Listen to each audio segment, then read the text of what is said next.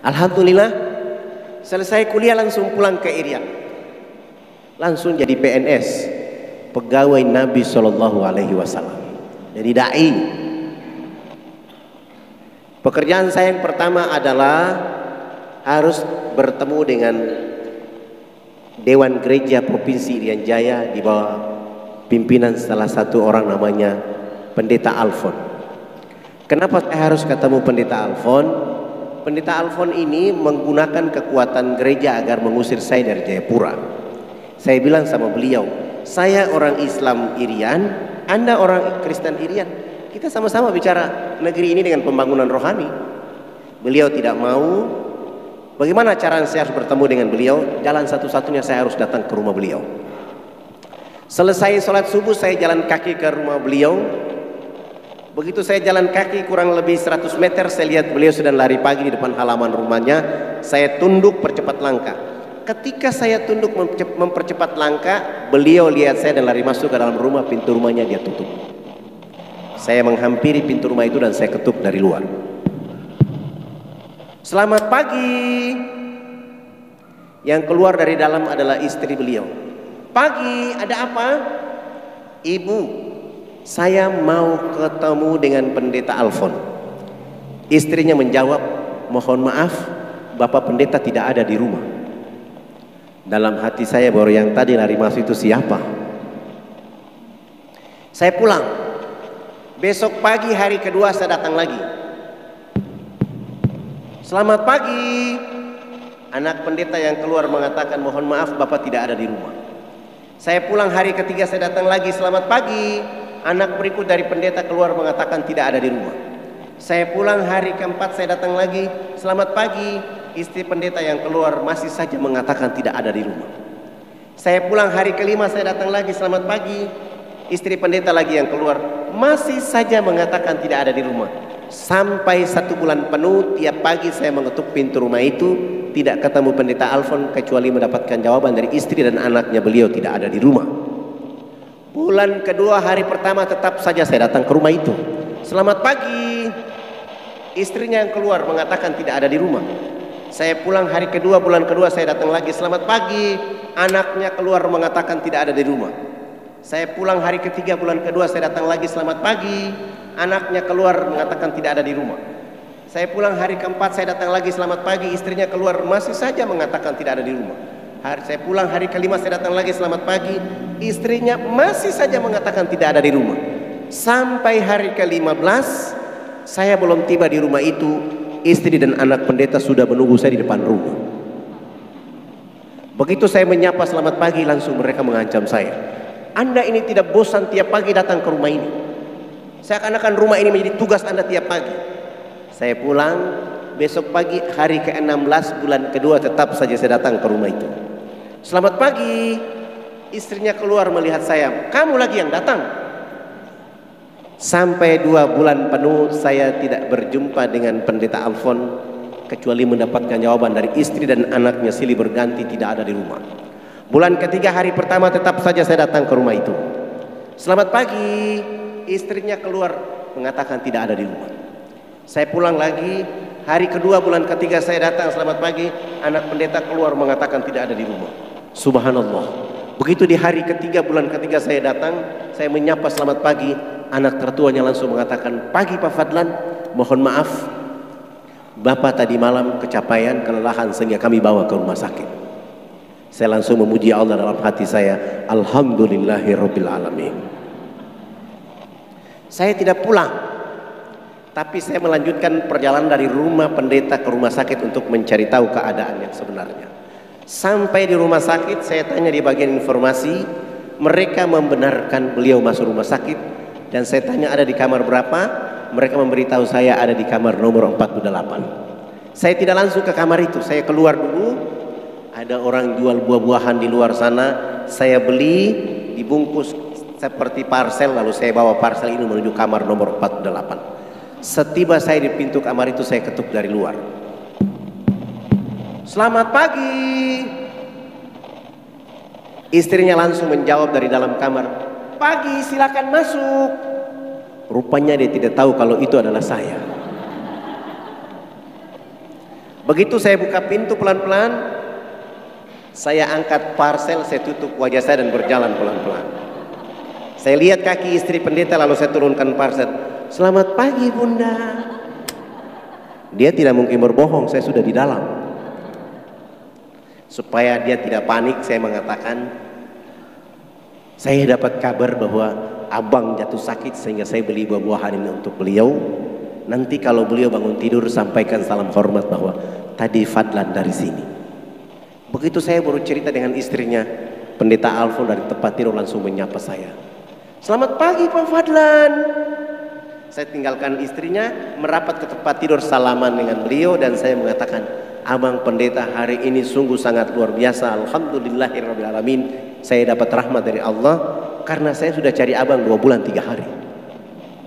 Sebenarnya abang tidak sakit, tapi abang mendidik istri, anak hari-hari berbohong. Dan saya tidak yakin bahwa abang tidak ada di rumah. Tapi saya datang berulang-ulang kali, saya ingin cari tahu di mana kejujuran abang. Tapi abang tetap berbohong. Itulah yang menjadi penyakit supaya saya ketemu di rumah sakit ini. Di sisi lain abang di gereja bicara cinta kasih, sementara istri dan anak diajarkan untuk berbohong. Kalau sembuh jangan mengulangi perbuatan buruk ini lagi. Pamit pulang. 5 hari kemudian beliau sembuh dan pulang ke rumah. Hari ke-6 saya menjadi tamu pertama di rumah mereka. Selamat pagi. Beliau bersama istri dan 7 anak membuka pintu dan mempersilahkan saya masuk ke dalam rumah mereka. Di saat itulah saya mulai dengan judul Indahnya Islam bagi Penduduk Alam Semesta. Dari jam 10 pagi itu sampai jam 12 siang saya pamit pulang. Pendeta Alfon mengantar saya sampai depan pintu pagar. Beliau mengatakan, Fadlan, usahakan besok datang lebih pagi lagi. Alhamdulillah besok pagi saya datang dari jam 7.30 sampai duhur. Sholat duhur selesai, saya melanjutkan pekerjaan itu sampai asar. Pekerjaan seperti ini saya lakukan 5 hari berturut-turut. Subhanallah, menjelang waktu asar di hari kelima, beliau bersama istri dan 7 anak menyatakan sikap hijrah mengucapkan 2 kalimat syahadat. Begitu mereka mengucapkan 2 kalimat syahadat, saya langsung sujud syukur dan menangis kepada Allah. Dalam hati saya berteriak besar-besar di rumah itu dan saya mengatakan, seandainya saya angku dengan agama ini, begitu saya diusir saya tidak akan datang lagi ke rumah itu. Saya sombong dengan agama yang saya anut. Begitu mereka mengatakan tidak ada di rumah, saya tidak akan pernah lagi injak pintu rumah itu. Tapi terima kasih ya Allah ya Rabb, Engkau telah menanamkan kesabaran kepadaku tentang perkara ini, dan hari ini hadiah terbaik dari Engkau kepada saya dengan perkara ini. Alhamdulillah, mereka mengucapkan 2 kalimat syahadat. Saya ada sedikit tabungan, sewa rumah yang lebih besar. Saya pindahkan keluarga itu dengan tujuan menuntun mereka bisa baca Quran dan menuntun mereka untuk bisa sholat 5 waktu. Alhamdulillah, hari Jumat saya ganti nama Alfon dengan nama Abu Sufyan. Hari Jumat beliau bersama anak laki-lakinya sudah mulai sholat Jumat di masjid. Asar sudah mulai sholat di masjid, maghrib sudah di masjid, isya, subuh sudah ke masjid. Begitu hari Minggu pagi, orang masih menunggu dia di tempat lamanya dari jam 6 pagi sampai jam 11 siang. Tidak mungkinlah Abu Sufyan ke sana karena sudah sholat Jumat, sudah takbir. Konsekuensi dari dakwah itu akhirnya Fadlan dicari, ditangkap tanpa proses BAP, langsung dimasukkan nginap di penjara selama 3 bulan. Alhamdulillah. Setelah menikmati 3 bulan itu selesai keluar, saya bilang sama teman-teman, dakwah tidak boleh berhenti. Kami mulai bergeser dari Jayapura ke kampung itu kurang lebih 179 km. Begitu kami sampai di sana, turun dari kendaraan, saya menuju rumah kepala suku. Ternyata kepala suku berdiri di balik pintu rumah dengan tombak. Diangkat tombak itu jarak 7 meter kena di betis kaki kiri saya. Ketika saya menghindar, ternyata kena di betis kaki kiri saya dan saya terjatuh. Ketika saya terjatuh, Paradai ingin melakukan perlawanan dan saya mengatakan, kita kesini bukan berperang, kita kesini berdakwah. Dan tombak di betis kaki kiri ini adalah konsekuensinya dakwah. Jangankan Fadlan, Nabimu Rasul Muhammad sallallahu alaihi wasallam datang ke Taif dilempar sampai tumitnya berdarah-darah. Apalagi artinya Fadlan. Tugas kalian bukan melawan mereka, tetapi mencabut tombak dari betis kaki kiri saya.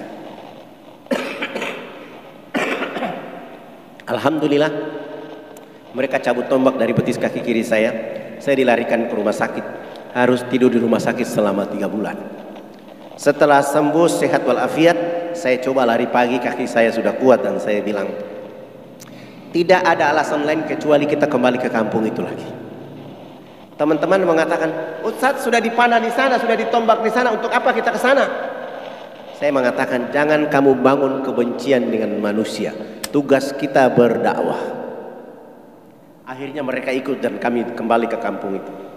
Begitu kami tiba di kampung itu, saya turun lagi dari kendaraan menuju rumah kepala suku. Anak tertua kepala suku ada di halaman rumah dan saya tanya, abang, ada bapak kepala suku? Anaknya mengatakan, minta maaf, bapak ada di rumah tapi sudah 2 minggu ini sakit, terserang penyakit malaria. Kami tidak bisa bawa ke rumah sakit karena kami tidak punya mobil, kami tidak punya uang. Langsung saya jawab, kami datang ke sini untuk menjemput bapak kepala suku, abang dengan ibu dibawa ke rumah sakit, nanti kami yang biaya seluruhnya, kami yang bayar. Alhamdulillah kami bawa kepala suku ini ke sana, kami rawat dia rumah sakit selama 2 minggu, sehat, sembuh sehat walafiat. Sesudah itu kami cari mereka bekal kehidupan, antar kembali mereka ke kampung halaman, kami kembali ke kota. 1 minggu kemudian baru kami mulai datang berdakwah di sana. Baru 3 hari kita bicara Islam, kepala suku ini bersama istri dan 13 anak ditambah dengan 15 kepala keluarga di kampung kecil itu pun hijrah mengucapkan 2 kalimat syahadat. Ribut lagi, Fadlan dicari lagi, ditangkap tanpa proses BAP, langsung nginap di penjara selama 6 bulan.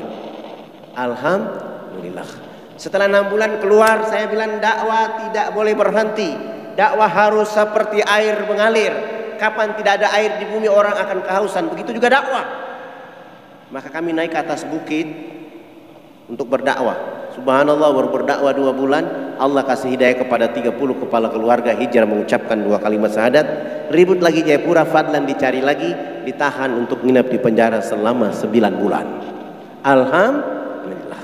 Setelah 9 bulan itu selesai, saya mulai berpikir, hari terakhir dari bulan ke-9 mau keluar, orang yang biasa menangkap saya itu datang.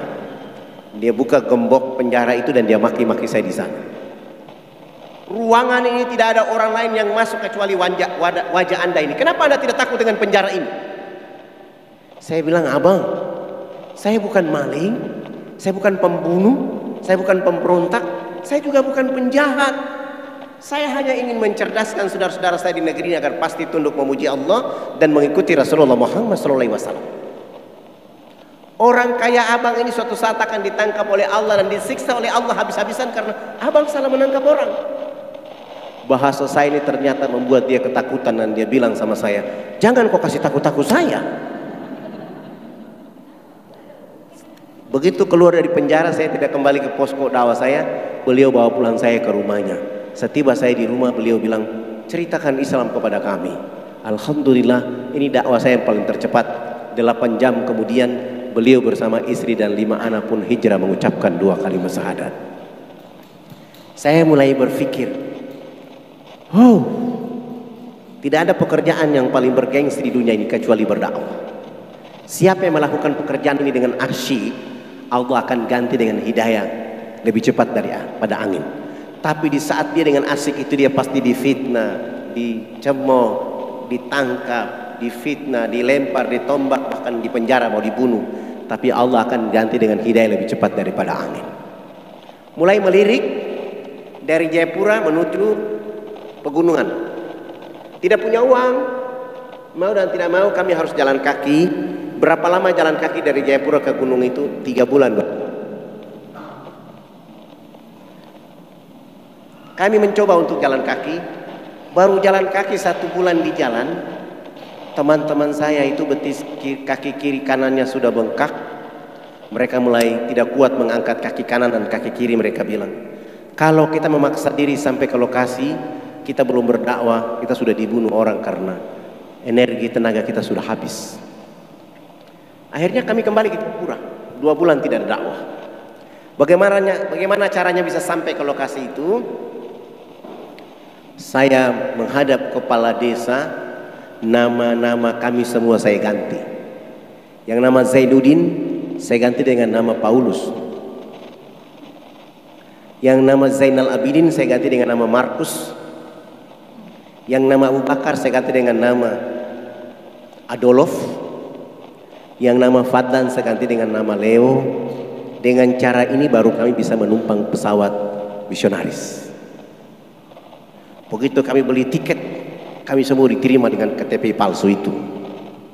Besok pagi mau terbang, sore hari sudah menyiapkan modal sabun mandi 7 karton, sampo 7 karton, odol sikat gigi 7 karton, dan pakai 7 karung. Mencoba untuk memulai dakwah.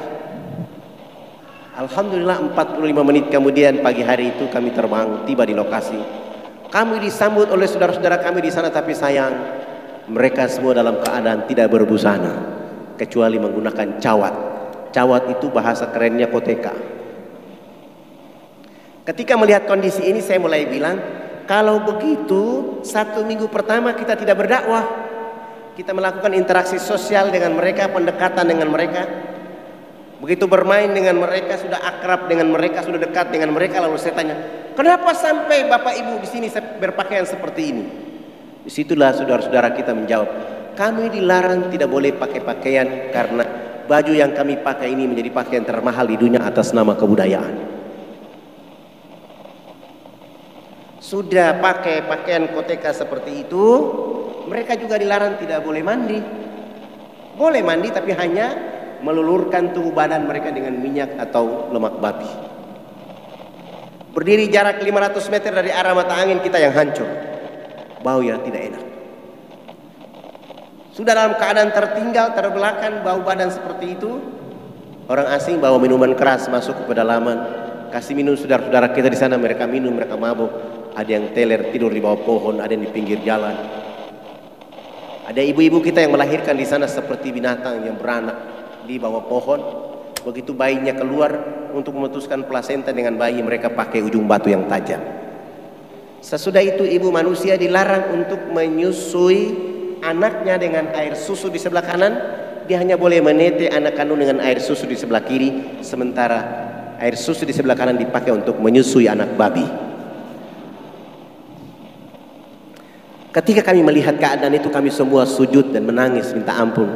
Dosa apa lagi kami hari ini? Saya langsung menjawab, tidak ada cara lain dan tidak ada agama lain yang bisa melakukan itu kecuali agama yang dibawa oleh Nabi Muhammad SAW. Dengan cara apa? Dakwah. Saya mentadaburi surat 16 ayat 125 surat An-Nahl. A'udzubillahi minasyaitonirrajim. Ud'u ila sabili rabbika bil hikmah wal mau'izatil hasanah wajadilhum billati hi ahsan. Minggu kedua dakwah dimulai. Kami coba bawa salah satu kepala adatnya, kepala sukunya, kami bawa dia ke sungai. Sampai di pinggir sungai saya bilang, Bapak, cawatnya dibuka dulu. Setelah beliau buka itu pakaian adatnya, beliau bersama kami langsung jebur masuk dalam sungai. Setelah itu naik, saya suruh dai berdiri depan dengan sabun, sampo, odol sikat gigi. Saya di belakang mereka dan kepala suku di samping kanan saya. Saya ambil satu sabun, saya kasih kepala suku dan saya bilang, Bapak kepala suku ikut gerakan kami. Kami gosok sabun di sebelah kanan, kepala suku ikut gosok sabun di sebelah kanan. Kami gosok sabun di sebelah kiri, kepala suku ikut gosok sabun di sebelah kiri. Tubuh badan kami sudah penuh dengan busa sabun. Saya ambil sabun dari tangan kepala suku, saya ganti dengan sampo 1 botol. Rambut jenis kami ini kalau belum kena air dengan sampo itu rambut tenang-tenang saja. Begitu kepala suku dia siram sampo di rambutnya, dia keramas, rambut keribu keriting itu dia mekar kayak bunga yang berkembang. Sehingga busa sampo itu makin tinggi, begitu makin tinggi jatuh kena hidung kepala suku. Kepala suku ini mencium bau harum dari sampo, langsung pergi tidak mau lagi bilas dengan air. Begitu dia jalan, para dai mulai mengatakan, Bapak kepala suku harus disiram dengan air. Kepala suku menjawab, tidak anak, ini wangi. Rupanya alhamdulillah kepala suku ini 6 hari berturut-turut mandi tidak pernah bilas dengan air. Di hari ke-6 bersama kami kembali jebur ke dalam sungai, naik sama-sama gosok sabun, sampo. Kami yang lain kembali jebur dalam sungai untuk bilas. Kepala suku ini naik pasang koteka dan berjalan. Kelihatan busa berjalan kayak kuntilanak. Kena matahari, busa sampo itu kering, busa sabun itu kering. Kepala suku langsung ke kebun bekerja seperti biasa seorang petani. Jam 2 siang dia pulang dari kebun. Perjalanan pulang dari kebun ke rumah, Allah turunkan rahmat berupa hujan. Kena di tubuh badannya, busa sampo dan sabun yang tadi kering muncul kembali. Beliau gosok-gosok sampai hilang itu busa sampo dan sabun. Allah ganti dengan kesegaran jasmani. Kepala suku ini tiba di rumah, tidur dari jam 3 sore sampai jam 9 pagi hari berikutnya. Pagi-pagi kami sampai ke rumahnya, beliau bangun tidur langsung beliau mengatakan, "Anak, mandi yang benar itu yang anak ajarkan. Bapak kemarin dimandikan oleh Sang Pencipta sehingga Bapak tidur menjadi enak. Selama ini Bapak belum pernah tidur enak seperti tadi malam. Oh, bagaimana kalau pagi ini Bapak ikut mandi?" Dengan senang hati beliau ikut kami ke sungai, mandi, resmi bilas, naik. Beliau itu dari jam 10 pagi sampai jam 3 sore hari itu. Setelah dia bangun tidur, kampanye warga adat masyarakat beliau. Besok pagi yang berkumpul di lapangan dekat sungai itu sebanyak 3.712 orang. Laki, perempuan, tua, muda, besar, kecil, untuk belajar mandi menggunakan sabun mandi yang kami bawa. Kami ajarkan mereka dari jam 8 pagi sampai jam 12 siang belum tuntas semuanya. Saya skorsing pelajaran mandi karena kami mau sholat zuhur. 1 minggu sebelumnya kami sudah buat panggung di tengah lapangan itu menjadi tempat sholat kami. Saya bilang sama kepala suku, yang sudah mandi jangan pulang, yang belum mandi juga jangan pulang. Nanti kami selesai sholat zuhur, kami akan melanjutkan pelajaran mandi.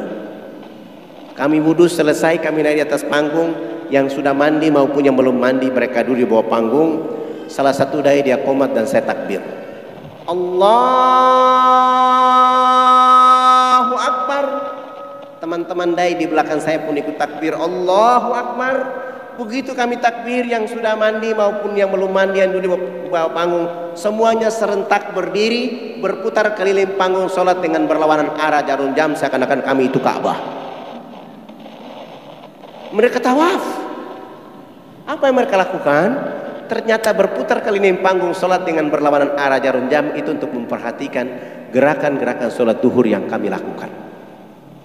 Saya salam ke kanan, Assalamualaikum warahmatullah.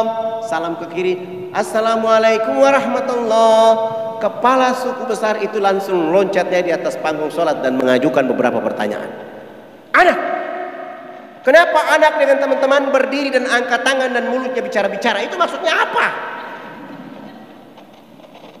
Saya bilang dalam hati saya, subhanallah, baru mandi cerdas begini. Saya mencoba menjawab pertanyaan yang bisa masuk di akal pikiran mereka. Saya mulai jawab.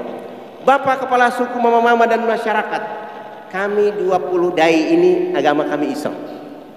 Dalam agama kami diperintahkan Tuhan Allah Sang Pencipta dalam 1 hari 5 kali menghadapnya di saat dan waktu yang ditentukan. Tadi kami berdiri mengangkat tangan, itu artinya kami menyerahkan sepenuhnya kami punya jiwa, kami punya raga, dan kami punya kehidupan ini kepada Tuhan Allah.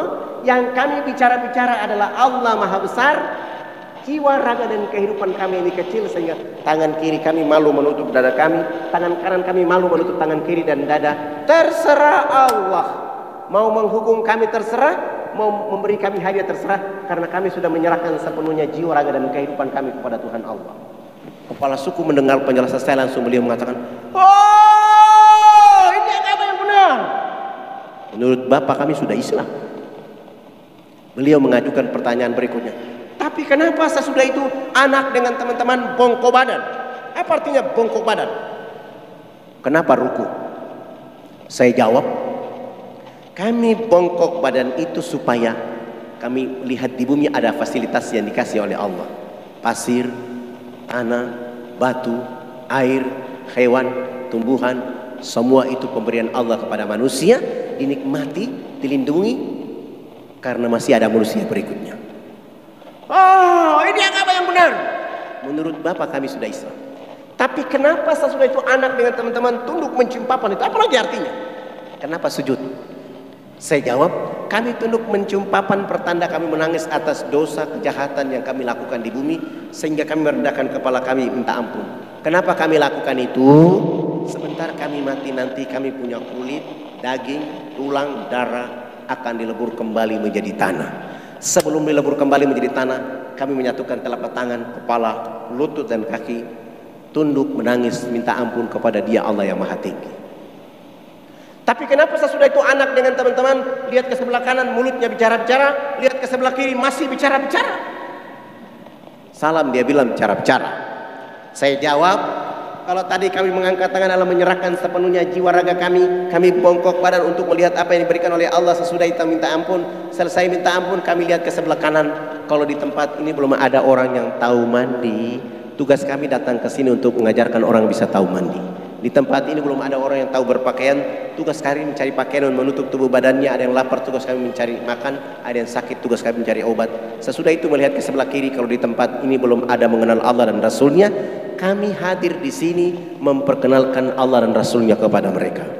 Begitu mendengar penjelasan saya, kepala suku besar itu langsung mengatakan, kalau begitu kamu semua ini turun duduk di bawah. Kami 20 dai turun bergabung dengan masyarakat di bawah. Kepala suku ini memanggil kepala-kepala suku lain naik di atas panggung. Bukan sholat, tapi mereka rapat membahas kehadiran kami di sana. Setelah rapat selesai, kepala sukunya menyampaikan pengumuman. Hari ini kita senang karena anak-anak ini sudah datang mengajarkan agama yang benar. Dalam rapat adat kami sepakat bahwa kita semua masuk ke dalam agama anak-anak ini. Begitu mendengar kalimat itu kami 20 dai semua sujud syukur dan menangis kepada Allah. Malu karena tidak bawa apa-apa kecuali sabun, sampo, sikat gigi dan pakaian apa adanya untuk mereka. Menguatkan hati saya mulai membimbing mereka mengucapkan 2 kalimat syahadat. Setelah mereka mengucapkan 2 kalimat syahadat selesai, proyek berikut yang kami lakukan adalah mengganti nama-nama mereka. Yang nama Paulus kami ganti nama dengan Abdul Halim, Abdul Hakim, Zainal Abidin, Musa, Ibrahim, Abu Bakar, Abdul Rahim. Dan itu nama-nama yang paling cocok jika orang Irian masuk Islam. Sangat lucu kalau dia masuk Islam, badannya hitam, rambutnya keriting, dipanggil Suroso. Nggak cocok. Atau dia masuk Islam, rambutnya keriting, badannya hitam, ini dipanggil Kang Asep. Tidak cocok. Tapi Zainal Abidin, Abdul Muthalib, nama-nama itu yang cocok untuk mereka. Setelah mengganti nama mereka, proyek berikut yang kami lakukan untuk mereka adalah melaksanakan hitanan massal mulai dari umur 7 bulan sampai umur 63 tahun. Alhamdulillah kami dibantu oleh guru, sahabat, teman, kawan, orang tua kami, Kolonel Dr. Mulya Tarmizi dari Angkatan Laut, bawa tentara, polisi, kita bawa ke atas menghitan saudara-saudara kita.